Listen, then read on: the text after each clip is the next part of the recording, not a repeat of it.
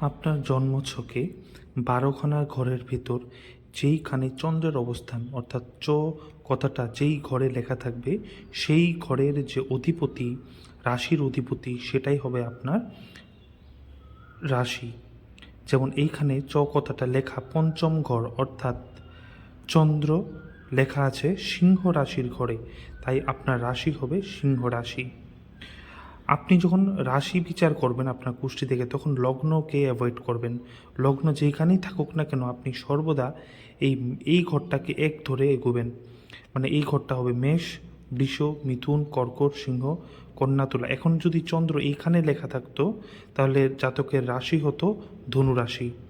সেই মতে এখানে যদি চন্দ্র লেখা থাকতো জাতকের রাশি হতো মীন রাশি। আশা করি বোঝা গেছে। এই ভিডিওটা দেখে আপনি রাশি সম্পর্কে আপনার ক্ল্যারিফিকেশন হয়েছে। এই রকম আরও অ্যাস্ট্রোলজিক্যাল ফ্যাক্ট সম্বন্ধে জানতে, আপনার কনফিউশনগুলো দূর করতে অবশ্যই আমাদের চ্যানেলটিকে লাইক, সাবস্ক্রাইব করবেন। এবং অনেক ভিডিও আসছে এবং এসেছে, সেগুলো অবশ্যই দেখবেন।